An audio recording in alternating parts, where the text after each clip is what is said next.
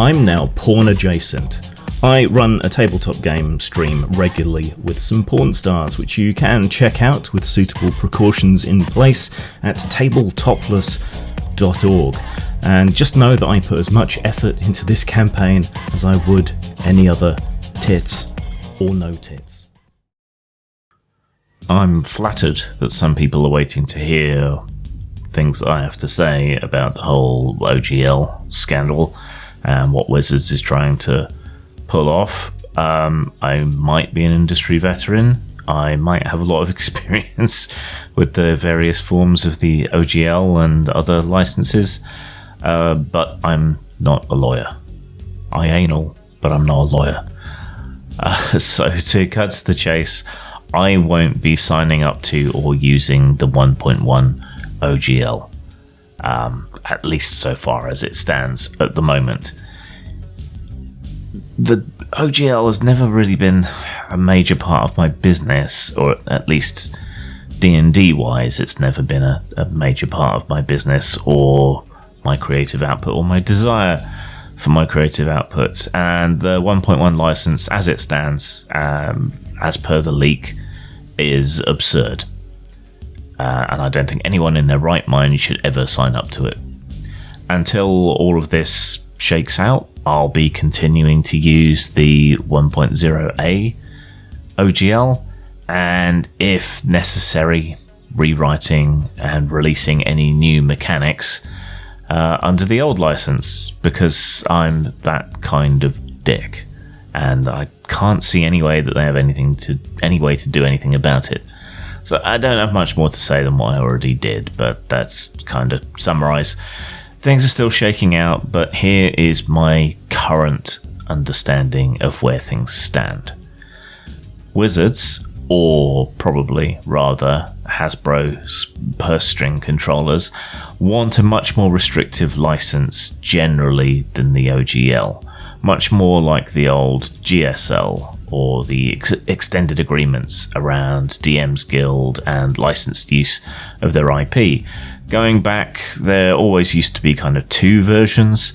One was the bare bones OGL, where you could use material from the SRD, you could release stuff as open content, you could share it between different companies, different users. It wasn't really an issue of any kind. And a more restrictive license wherein you were allowed to indicate your compatibility explicitly, use certain trade dress, badges, those kind of things to identify that you were directly compatible with Dungeons and Dragons, or even to access, to a degree, D&D's intellectual property, which you can't really do under the OGL unless it's been released as open content. So under the more restrictive licenses, you might be able to produce stuff set in the Forgotten Realms or Dragonlance, and you might be able to use Mind Flayers or Beholders explicitly by their given names and so forth. Whereas under the OGL, you couldn't use trademarked content. There was often a trade-off, like sending them more money or approval or a more restrictive license version to access the trade dress, which is what happened to the Book of Erotic Fantasy back in the day. They had to kind of re-release under the OGL and not under the more restrictive license that let them directly indicate compatibility with D&D. So it kind of looks to me like Wizards are trying to put the two things together and force people into accepting a more restrictive license in a lot of ways. I never particularly understood why people used the GSL or the equivalent licenses or the DM's Guild.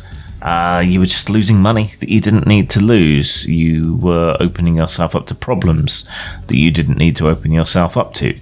But people did. And the GSL and other restrictive licenses, such as they tried to do around 4th edition, they're used by a few people. A lot of people who should know better use the DM's Guild rather than just releasing as open content.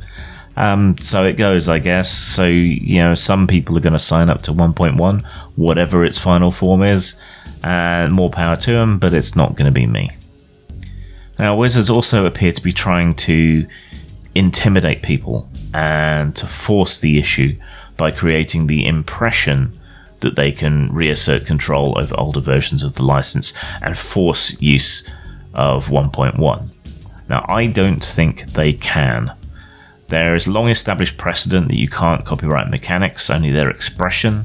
This goes right back to the dawn of D&D, and later Judges Guild, Mayfair Games, Kenza and Company all set precedent here, and I believe it was Kenza that had a proper actual IP lawyer involved, perfectly willing to fight if it went litigious, and they felt secure enough to publish Hackmaster, an obvious parody, at least to start with, of AD&D. So there's that for what it's worth. Also, game magazines back in the day existed pre-OGL, and they never needed permission or a license of any kind to publish compatible material, house rules, homebrew, adventures, and so on. They just needed a disclaimer. Now, trademarks, as I said, they're another matter.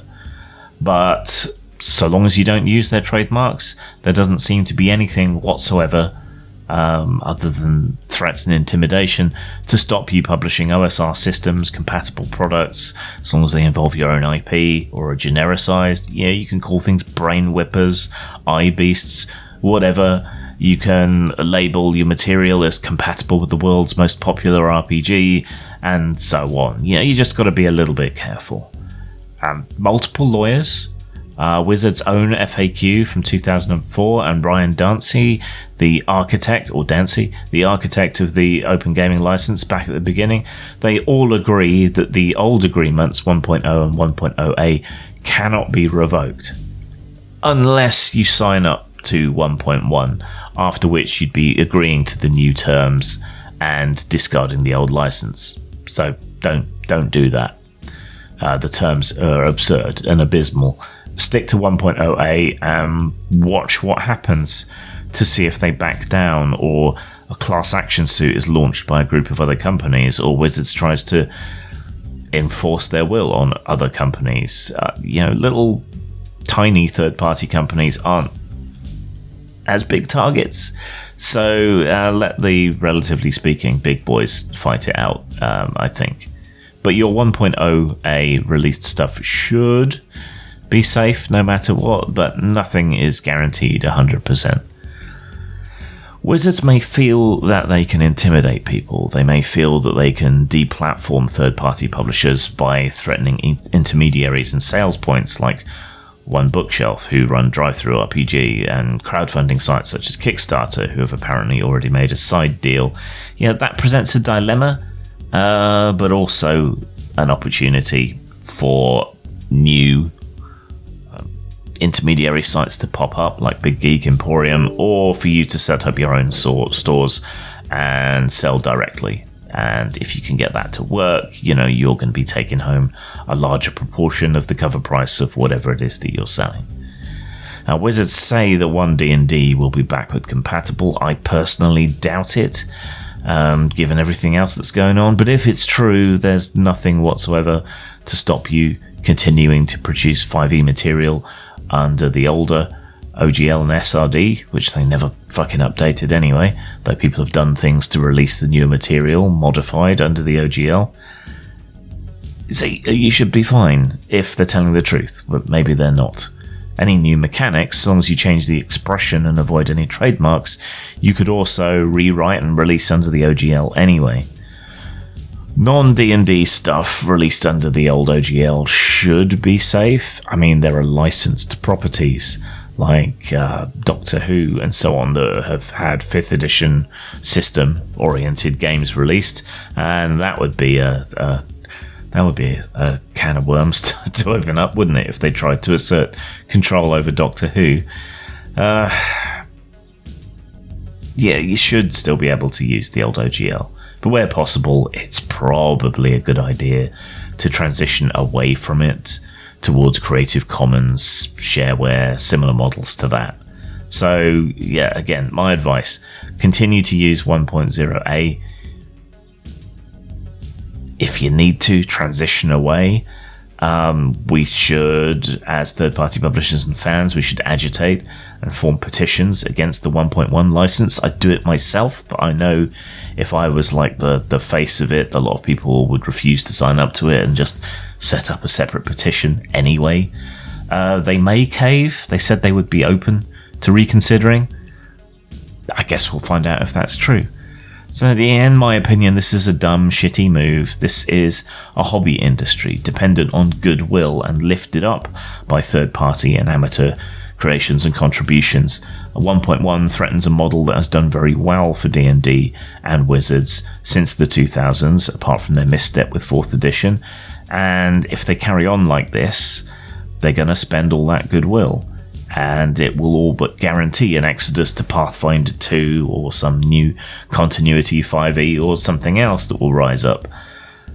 The rest of gaming has always done really well when D&D missteps, whether that's the fag end of 2nd edition, when World of Darkness was huge, or when Pathfinder took off around 4e. What will happen this time? Who knows, but historically it's always been an interesting time. So the rest of us, I think, need to see this as an opportunity, a chance to get people onto other games, to broaden their experience beyond D&D, to open them up to the panoply of other games that exist and are out there.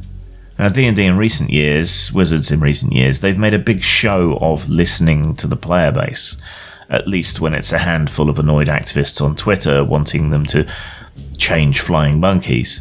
It will be interesting to see how they react to a genuine outcry that comes from both old and new players alike. And however annoying the Twitter activists are, a lot of them are very much behind the idea of open D&D. So there's hope. Old and new are lying against a problem. I doubt they'll shift that much, and I don't think it depends on the D&D creative team or Wizards directly. I think this is coming from higher up. But enough of an outcry and a nice big petition, and something might shift. So yeah, get on that, because I can't do it. Zang. On a crazy whim, I recorded the almost entire 5th edition D&D SRD as an audiobook, and you can pick that up, pay what you want on DriveThruRPG, or you can listen to it on a playlist on my YouTube channel, Postmortem Video. Took your mind away. Just another rock casualty. Getting high on mental casualty. Just